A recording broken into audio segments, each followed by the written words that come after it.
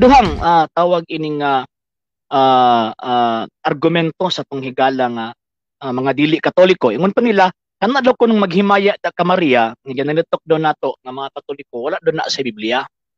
Kay ang ilang argumento is ato ara daw gidungag-dungagan. May gabi Sir J. Espinosa, ato ra daw kunong gidungag-dungagan na. Ato ra daw giusa daw ba maghimaya ka Maria, puno ka sa grasya, ang Ginoo na kanimo, bulahan ka sa babayeng tanan ug bulahan man usab ang bunga sa tiyan mo nga si Jesus. Wala daw kuno na sa Biblia. Ang problema, mura ba ning nag-ingon nga kinahanglan ka mo basa sa Biblia? Ang problema po man pud manggod ani mga tawhana is kusog kayo mo ingon nga kinahanglan ka magbasa sa Biblia niya, sila pod mismo siguro nakabasaan na pero mura og halangan siguro sila ana maong pulong mo nang ilang gilaktawan. Question, kana bang pulong maghimaya ka Maria, puno ka sa grasya, ang Ginoo na kanimo, naa ba na sa gitawag og Biblia? Ato ang tawag ining basahon ani ha, Saint Luke chapter 1 verse 28. Okay. Saint Luke chapter 1 verse 28 kanong ato ang maginanggutangan og San Lucas kapitulo 1. Nga naman para malahit ta sa protestante, kay protestante man god ingon na nagsumala pa sa Lucas, sumala pa ni Mateo, sumala pa murag ilahang manghod or katubang silingan nilang mananggiti. Ay nalang Ginoo ko. 28, sige ngon din og pag-abot sa anghel ngadto kaniya, miingon siya, maghimaya ka, puno sa grasya, ang Ginoo naa kanimo, bulahan ka sa babayeng nga tanan. Nya asa man pud na kanang bulahan ang imong gisabak or bulahan ang mala sa bunga sa tiyan mo nga si Jesus. Naana sa 42, og mituaw kanako sa makusog nga tingog og miingon, bulahan ka sa mga babayeng nga tanan og bulahan ang bunga sa imong tiyan. So ato ang iklaro, bulahan ang bunga sa tiyan mo nga si Jesus. Ganun man ato iklaro nga si Jesus ginang naas tiyan ni Santa Maria. So kining pulo nga nakasulat sa Biblia nga gilitok sa anghel o gilitok ni Santa Elizabeth, mao ni ang ato ang ginabalik-balik og litok. So kanang pulo nga maghimaya ka Maria, puno ka sa grasya, wala na giimbento sa mga pari. Wala na giimbento ni bisan kinsang mga obispo o mga papa. Kung dili, kining maong maghimaya ka Maria, pinakauna naglitok ang anghel. Ikaduha, kanang bulahan ka sa mga babayeng tanan ug bulahan usab ang bunga nga naa sa imong tiyan, gilitok na ni Santa Elizabeth nga puno sa Espiritu Santo. So buti pasabot, ang ato ang gisundugan diya sa gitawag og pag-ampo, nagapunting na didto sa gitawag og pulong nga nakasulat nga gilitok sa anghel o gilitok sa igagaw ni Santa Maria nga si Elizabeth nga puno sa Espiritu Santo. So klaro ta nga kining ato ang pag-ampo tama gyud. Nga naman kay liman kag anghel ang nilitok nya pagkahuman babae nga napuno sa Espiritu kunsaro napuno sa Espiritu Santo nya pagkahuman misulti nga bulahan ka sa mga babaeng tanan ug bulahan ka nang naa sa imong tiyan. So dili na mugna sa Katoliko in town, oy hunahuna ra ninyo nga mugna na sa Katoliko. Siguro kanang inyong ginahuna nga kanang mugna na sa Katoliko kanang Santa Maria, inahan ka sa Dios. Kana mo na ng tubag sa simbahang Katolika. Ang angelic salutation o kadtong tawag anang pagtimbaya ni Santa Elizabeth, mao to ang pinakakur sa inkarnasyon kumbaga. Pagkahuman ang tubag sa Santa Iglesia Katolika Apostolika Romana, mao ang pangaliyupo didto sa Dios. Pangaliyupo sa Dios pinaagi sa panabang sa mahal nga birhen. O giklaro sa Santa Iglesia Katolika Apostolika Romana ang iyang pagtuo, iyang giprofess ang maong pagtuo nga kining maong babae nga Maria nga giingnan sa anghel nga maghimaya ka, puno sa grasya, kining babae nga gisultihan ni tawag ining ni Santa Elizabeth nga bulahan ka sa babayeng tanan og bulahan usab kanang imuhang gitawag og gisabak. Ato ang giprofess nga kanang bayhana tinuod nga inahan sa Dios. Kunang niingon ta, Santa Maria, inahan ka sa Dios. Nga naman kiniingon na Santa Elizabeth, bulahan ka sa babayeng tanan o bulahan usab ka ng imuhong gitawag og gisabak. Nga ang sumpay ana sa 43, ngano kaha nga miduaw man kanako ang inahan sa akong Ginoo. So diyan nato makita nga ang Santa Iglesia Katolika Apostolika Romana di gyud kay nga magbuhat-buhat ang pag-ampo nga walay kalambigitan sa kaluwasan o sa gisulti sa balang kasulatan. O nya ang kana manggong Holy Mary Mother of God nahitabo na ni adtong 431 AD. Before gideklara sa Council of Ephesus kasi Santa Maria tinuod nga inahan sa Dios. Before gidefine ba, gidogma. Nga naman kay mo man ang panahon na nga ang katong kusog ang erehiya ni Nestorius nga nagtuo sila ang ilang gipanudlo nga si Kristo na ay duha ka gitawag og persona, na ay personang pagka-Dios o naapoy personang pagkatao. Si Santa Maria inahan lang sa personang pagkatao, dili inahan sa personang pagka-Dios.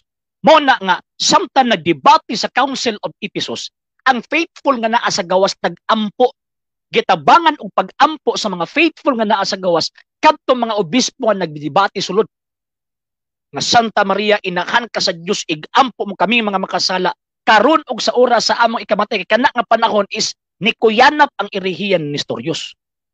So pag-declare nga si Santa Maria, gi-reaffirm simbahang Katolika nga si Santa Maria tinuod nga gitawag og inahan sa gitawag og sa Dios, mo nang naay dako nga proclamation, mo na nga gi-incorporate, gidugang nahitabo nga butang ang maong pag-ampo nga Santa Maria inahan ka sa Dios, igampo mo kami mga makasala karon og sa oras sa among kamatay. Amen. So mao na ang iyang kasaysayan. Mayang gabi Sir Jay Espinosa, mayang gabi no sir o si mga pamilya. Ingon pa na Sir Chan na sumili, mayong gabi sir. Sa panahon sa Apostle sir og early fathers wala man to sila Bible.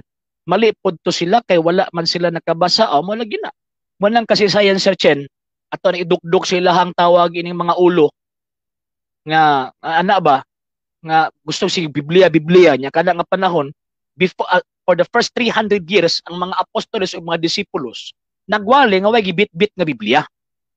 Muna bitaw atong pangitaan na sila kung asa mabasa sa Biblia kapitulo ug bersikulo nga tawag ining sana kung di mabasa di tinuod di po na sila kahatag ano man kiwa man sa Biblia. Okay, Sir Nax Salvador, may gabi mo sir ug si pamiustan ng mga taga naas kamanlangan. Yung pa niya sir, good evening, nahimasmasan natong kaabag ako siya gipaminaw sa imong mga record nga programa pati natong mga customers. Ay salamat kayo sir, salamat kayo nga tawag ining nakaamgo bisan na lamang sa gamay. Salamat kayo. Okay, ato nang iampo nga malamdagan pag yun na sir. Ato ang kaupang Katoliko. Mayang gabi Sir Arnel Badayos Indoy ng panya sir ngano kaha nga nakabalo si Santa Isabel nga si Mama Mary nahimong inahan sa Dios. Mo ni dakong misteryo sir. Mo ni pinakadako nga tawag ng misteryo kay wala gud kabalo. Kay layo bayag balay si Santa Elizabeth ug si Santa Maria. Wa sila kabalo. Wa kabalo nga tawag ining si Santa Maria nagbuntis. Pero si Santa Maria kabalo na nga nagbuntis na iyang agaw nga si Elizabeth. Si Santa Isabel ang wa pa kabalo. Pero pag abot ni Santa Maria sa balay ni Santa Elizabeth, miulpot ang tawag ining bata nga naa sulod sa tiyan ni Santa Elizabeth. So mo na timaan usa na sa tong prueba sir nga ang tawag ining kuan kining gitawag og bata nagibuot kay San Juan pagka fail niya nga naa ang tawag ining manluluwas nga gibit-bit ni Santa Maria niulpot sa gitawag og kalipay mo nang nisinggit tungod sa tawag anang kakuan ni Santa Elizabeth, nisinggit siya bulahan ka sa mga babaeng tanan ug bulahan usab kanang imong gitawag og gisabak niya pagkahuman naa si tuaw. Ingon siya ngano kaha nga miduaw man kanako ang inahan sa akong Ginoo. So kana nga gitawag og panahon makita nato nga ang maong gitawag og Espiritu Santo naglihok gyud nila. Naabay anghel nag-ingon na sa iya sir so wala sir, pero same nga anghel nagpahibalo kang Santa Maria, San Jose o kang San Joaquin. Ariho nga anghel si San Gabriel. So diha to makita nga naagyoy Dios. Diba? Naagyoy tawag na naglimin nga kanang tawag na nagpaluyo ba sa nahitabo nga event sa panahon ni Santa Maria. Sir Cirilo Castro, yung panya kitang kaliwatan ni Santa Maria Brad, Mo'y mutawag kaniya og bulahan ang kaliwatan sa dragon mutamay. Di lang kina mutamay lang sir. Ang ilaha ba yung ginabuhat, ilaha ba ginang paakon ang tikod sa babae. Ilaha pa gyud ang kitkiton. Bot pasabot na ko sir is makig-away gyud na sila. Di lang kitamay lang, makig-away gyud na sila. Dautan na lang Santa Maria. Bisan pagkapilay na mo dauton Santa Maria. Di na sila masukot pero dautan ilang founder di ba mag-wild na o patay pa na. Sa ingon ana sir, ingon ana ka balingag na ang ilahang tawag ining panguna-huna. Yan napay follow up nga na question ani Sir Arnel. Ingon pa siya, naa ba daw kunoy mabasa sa Biblia nga ang mga siyempre mga Katoliko nagkanta man daw Ave Maria. Yan na pa daw kunoy mabasa nga ang mga apostol pod nagkanta og tawag ining Ave Maria. Di lang kay apostol. Ang mabasa nato ang anghel mismo. Unya pagkahuman ang tradisyon nagsulti nga sa dihang gipahibalo sa gitawag og anghel si Santa Maria. Grabe ang kung sa kuan pa ang veneration na gihatag sa anghel ni Santa Maria perting taasa. Karon sa mga portray nga makita nato is ang anghel nagtindog. Pero sa tradisyon ang anghel mihapa na sa atubangan sa mahal nga birhen. Ngano man liman kag giatubang niya ang inahan sa Dios nga gitawag og mahimong tao? Di ba? So kanang gingon nga pagkanta og tawag anang Ave Maria sa tuang panahon na karon mo na nga atong ekspresyon sa tuang paghatag og dakong pagtahod sa gitawag og mahal nga birhen. Di pa ta kalabaw sa anghel. Kaya ang anghel kuyaw to kay mihapa gyud. Nakatubang sa gitawag og mahal nga birhen. Unya kining maong mga apostol, grabe ka pinangga nila ang birhen. Labi na San Pedro. Grabe ka pinangga ni ang gitawag og mahal nga birhen. Okay, sunod, ingon pa niya, kada daw rosaryo daw kuno, kada daw rosaryo daw nato, sentro daw nato, daw, dili daw si Kristo, kundi si Maria daw kuno, ang ato ang tawag ining sentro. So ako aning basahon, The Secret of the Rosary by Saint Louis de Montfort, niya napoy Fatima and Lucia's own word. Ingon din the Rosary is made of two things, mental prayer and vocal prayer. Nga ang rosaryo kuno na gibahin kuno ni sa tawag ining sa duha, mental o vocal nga pag-ampo, pamalandong. In the Holy Rosary, mental prayer is none other than the meditation of the chief mysteries of the life, death, and glory of Jesus Christ and of His Blessed Mother. Si Pieta po sila. Ang ilang pagtuo kay magrosaryo ta ang atong sentro Santa Maria dili. Ang atong sentro si Kristo ug si Maria. Diya sa ato ang gitawag og Santos nga Rosaryo. Nganoman kaysa ding maghimo ta ni anang maong gitawag og Santos nga Rosaryo, naghimo ta sa dako nga meditasyon sa mga nag-unang misteryo sa kinabuhi, pagkamatay og pagkabanhaw, kahimayaan sa atong Ginoong Jesucristo og sa iyang mama nga mao ang gitawag og mahal nga birhen.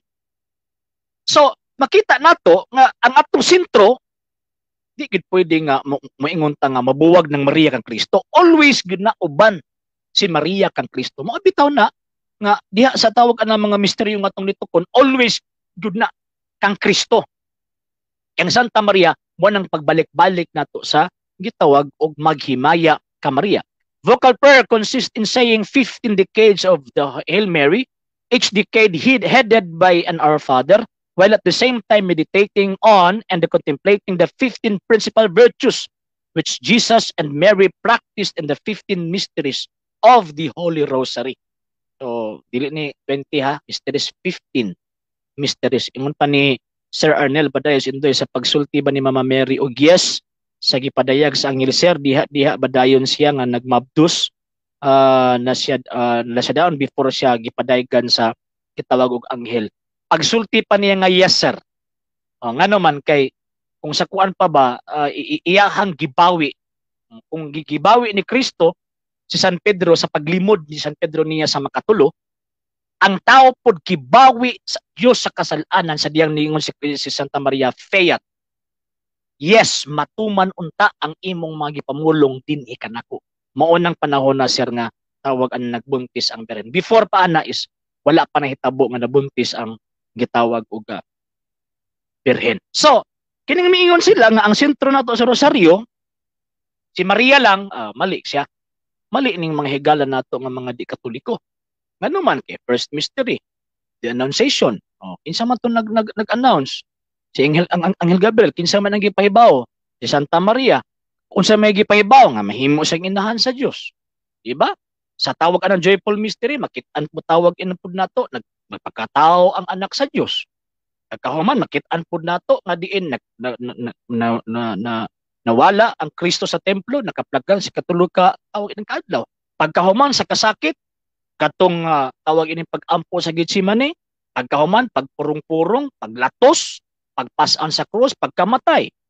Tawag ining pagkahimaya, Kristo gyapon.